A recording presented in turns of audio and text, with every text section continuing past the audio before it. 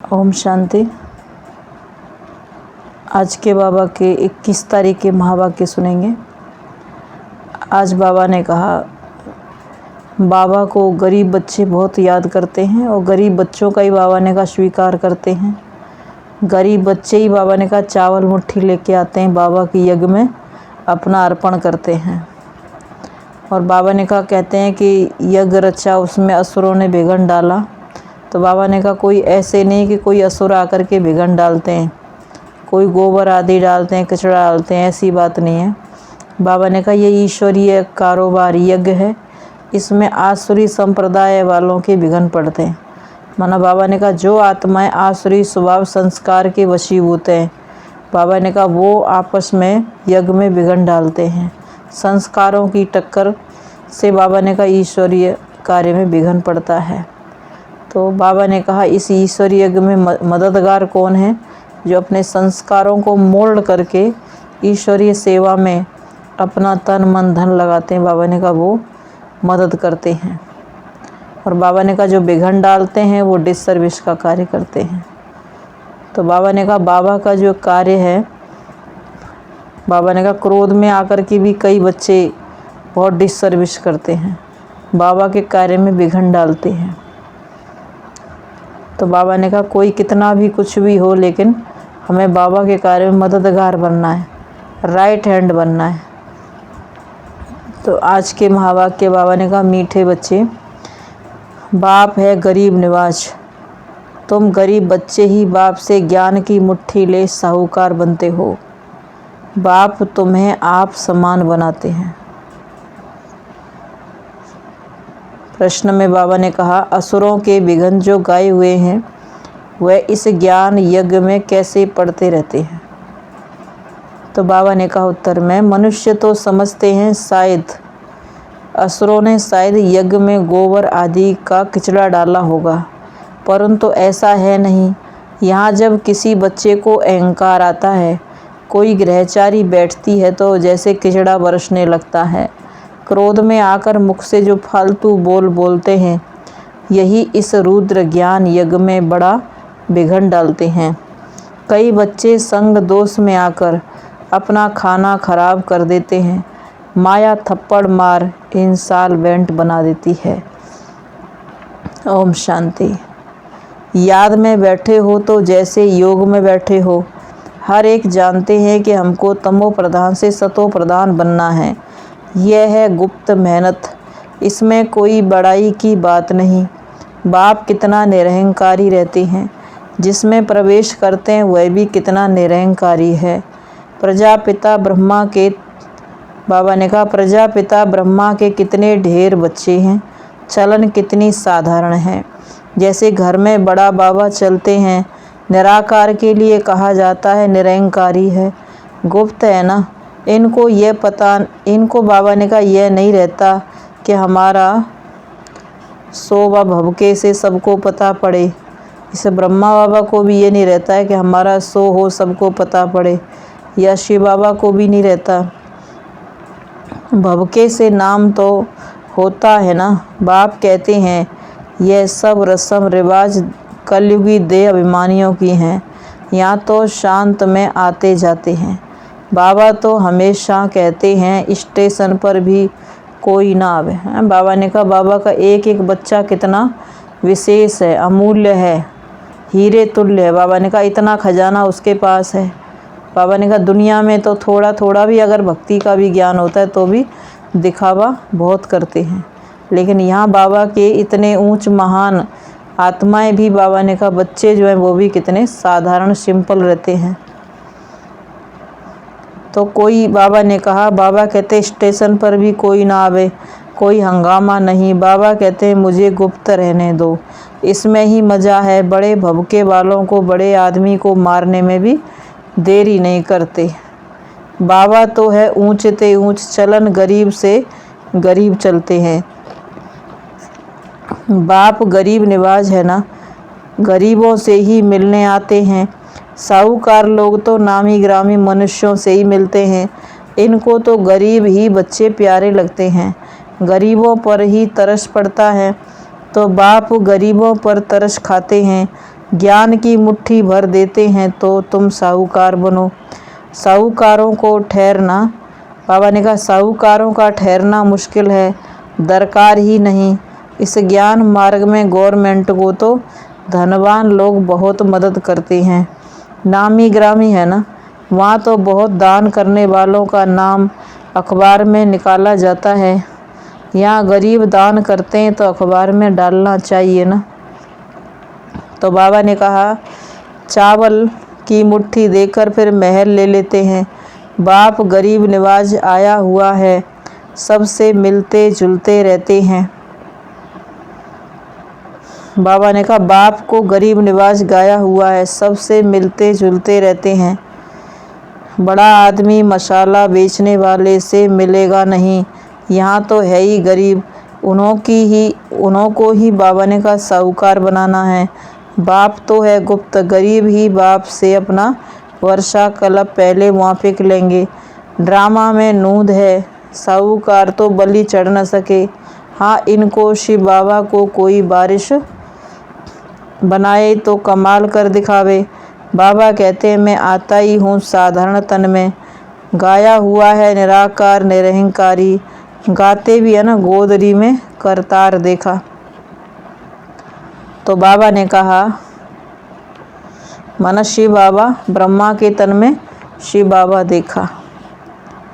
बाप कहते मैं आता ही साधारण तन में हूँ।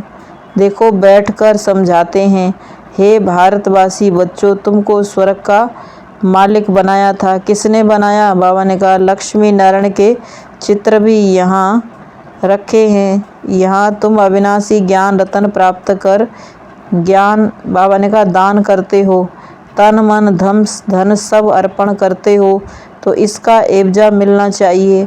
अज्ञान काल में भी बाबा ने कहा बहुत दान करने वाले बड़े आदमियों के पास जन्म लेते हैं।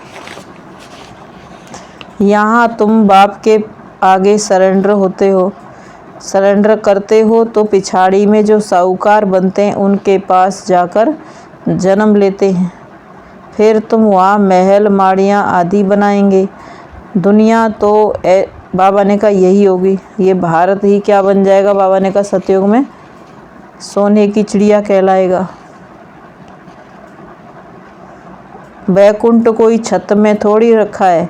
पूछो तुम्हारा बाप कहाँ गया, कहेंगे काशीवास किया और मुक्ति को पाया, अर्थात स्वर्ग पधारा। परंतु अब तुम बच्चे समझते हो मुक्ति, जीवन मुक्ति किसको मिली नहीं।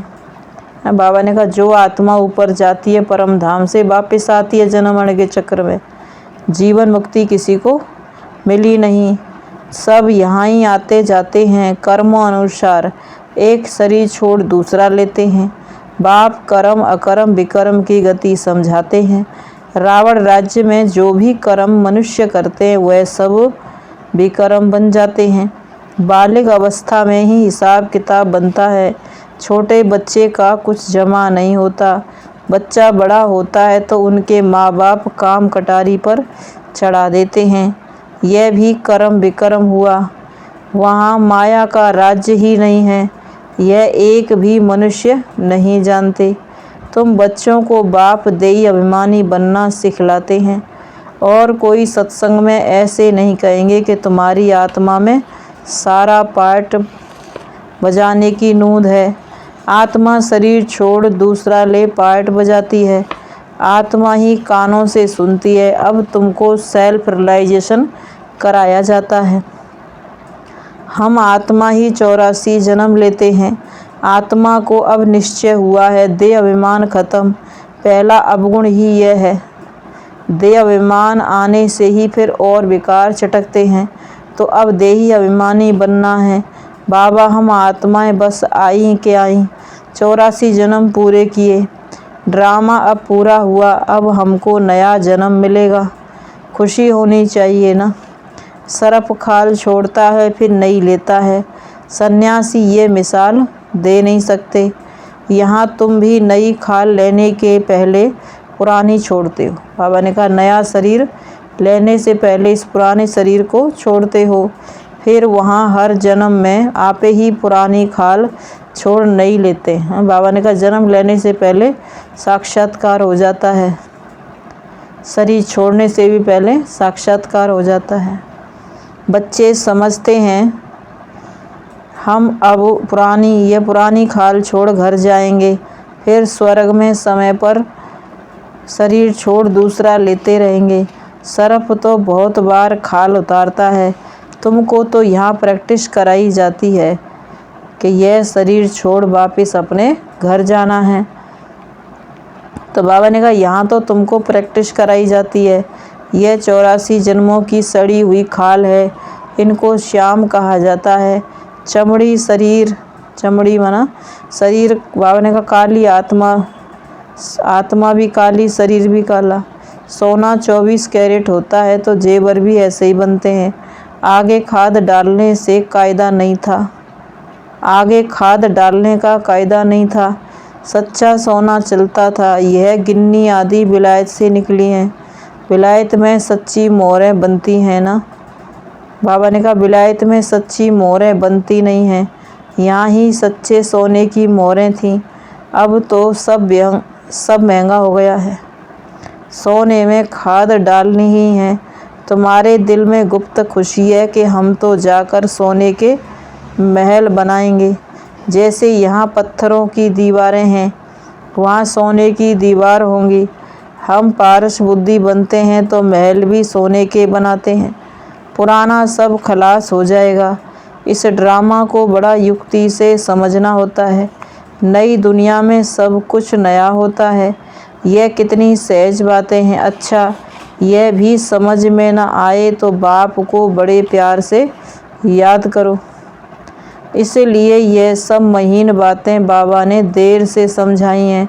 शुरू में बहुत सहज तोतली बातें सुनाते थे। ऐसे थोड़ी कहेंगे कि बाबा ने यह सब पहले क्यों नहीं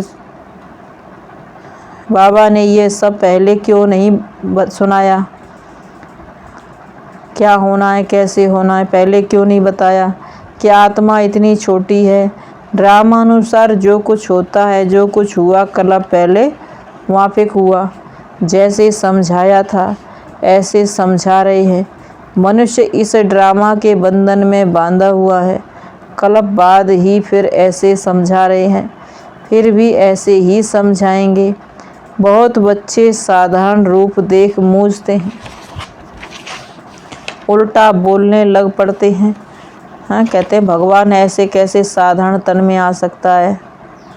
अच्छे बच्चे, उनको भी माया चमाट मार देती है। समझते हैं बस जो कुछ हुए है निराकार ही है, सो तो ठीक है ना। निराकार नहीं होता तो तुम कैसे होते। परंतु निराकार को रथ तो जरूर चाहिए ना। रथ बिगर क्या करेंगे? शिव बाबा क्या करेगा? रथ में आए तब तो तुम उनसे मिलेंगे। तुम्हें कहते भी हैं तुम्ही से सुनूं, तुम्ही से बैठूं, तो रथ जरूर चाहिए ना। अच्छा, साकार बिगर निराकार को याद कर दिखाओ, क्या तुमको ज्ञान प्रेरणा से मिलेगा? बिना ब्रह्मा बाबा के बाबा ने कहा क्या ज्ञान प्रेरणा से मिलेगा? फिर मेरे पास आए ही क्यों? जो कहते हैं हमारा तो डायरेक्ट कनेक्शन शिव बाबा से है, तो बाबा कहते फिर मेरे पास आए ही क्यों हो? यह बाबा भी कहता है वर्षा तो शिव बाबा से लेना है। शिव बाबा कहते हैं मैं इस साधारण तन में बैठ पढ़ाता हूँ, पढ़ाई तो ज़रूर चाहिए ना। बहुत अच्छे बच्चों का माथा ही फिर जाता है। 2-4 सेंटर खोलते हैं, बस अहंकार आ जाता है, फिर उल्टा सुल्टा बोलते रहते हैं। फिर कभी बुद्धि में भी आ जाता है कि हमने ये ठीक नहीं कहा, फिर पश्चाताप करते हैं। बाबा कहते हैं मैं साकार बिगर कैसे समझाऊंगा, इसमें प्रेरणा की तो बात नहीं।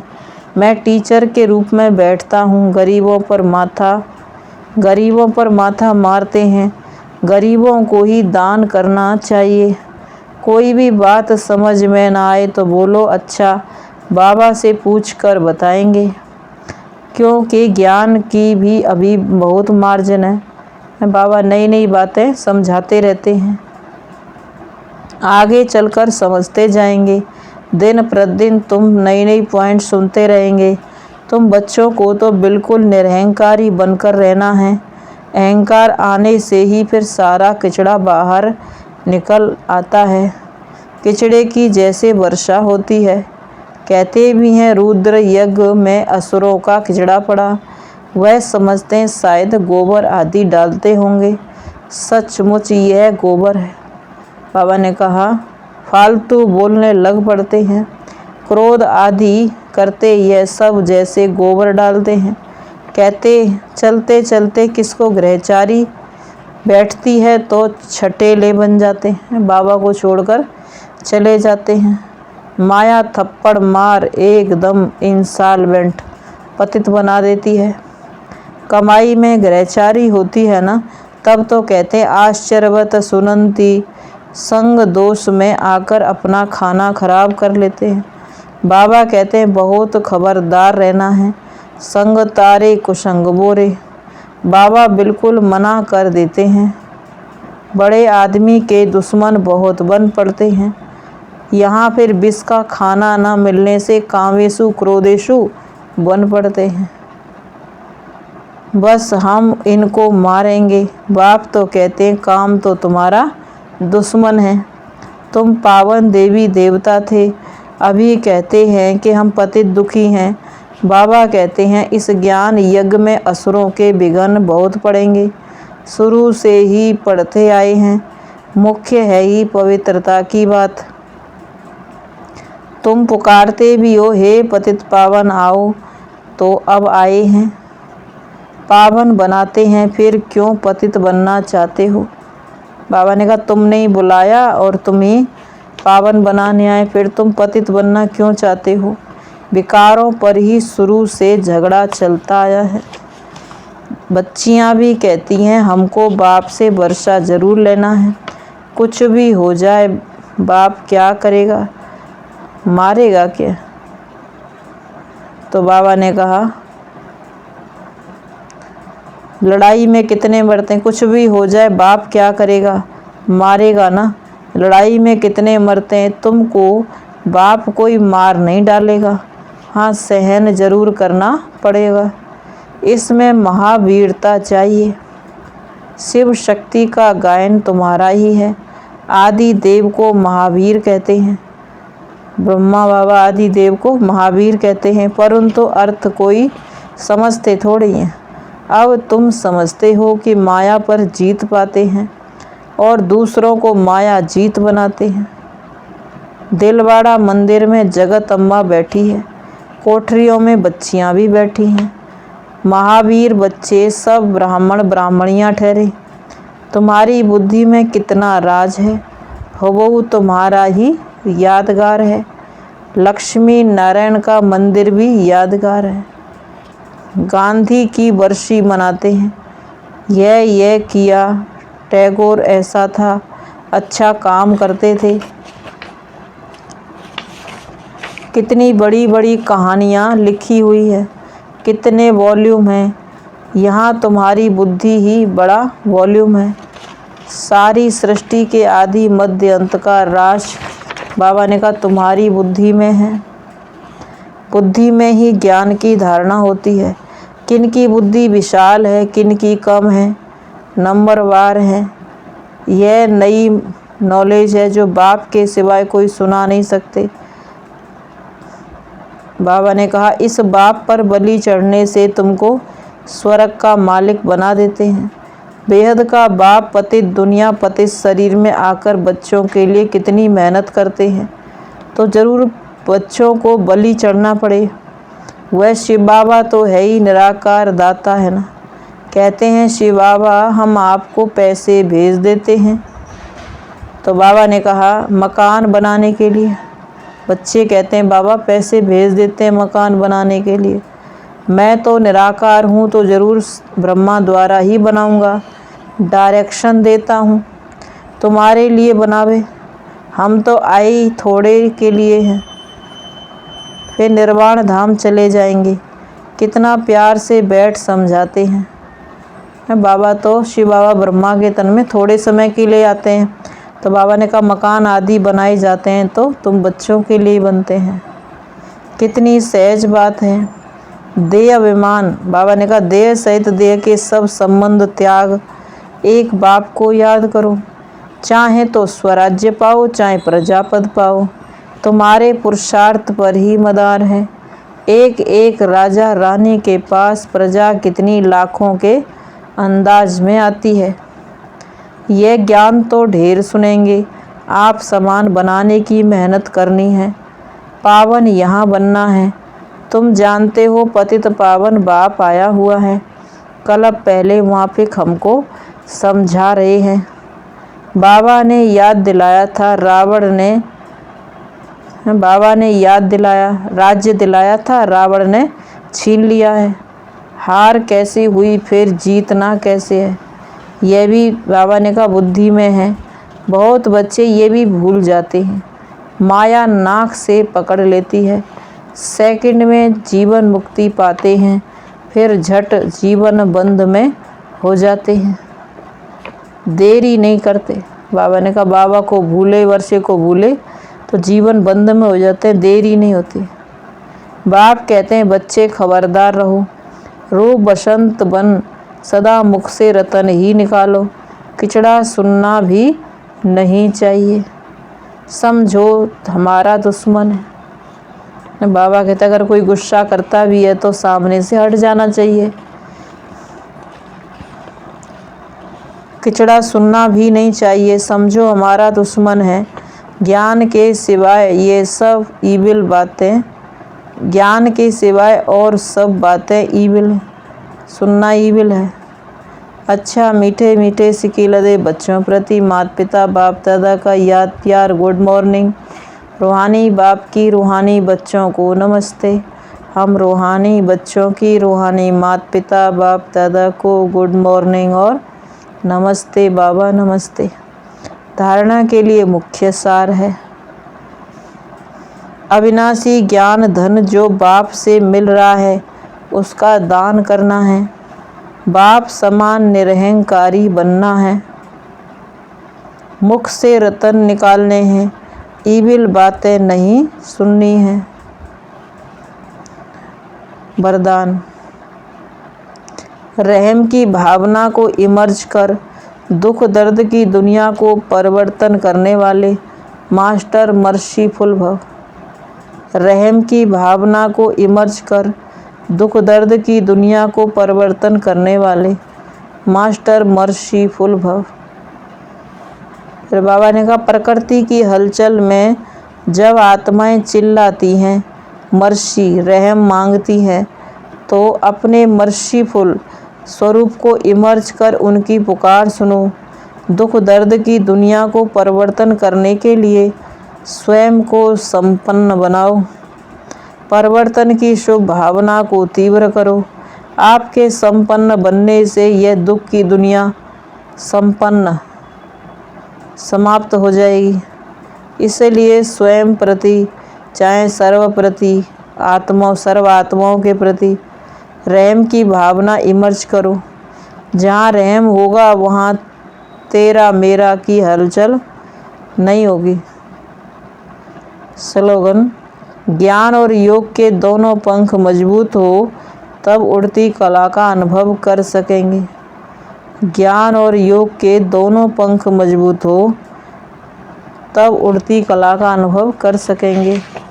तो आज बाबा ने कहा तुम बच्चे मुट्ठी बाबा ने कहा ले आते हो, ज्ञान की मुट्ठी बाबा ने कहा ले करके साहूकार बनते हो। और बाबा ने कहा साहूकार भी कौन बनते हैं, ऊंच पद भी कौन पाते हैं, जो बाबा ने कहा यज्ञ में मददगार बनते हैं, किसी भी तरह का विघन नहीं डालते। बाबा कहते विघन डालते हैं तो फिर उनके लिए बाबा ने कहा फिर ट्रिब्यूनल बैठती है, अलग से सज़ा मिलती है। ओम शांति।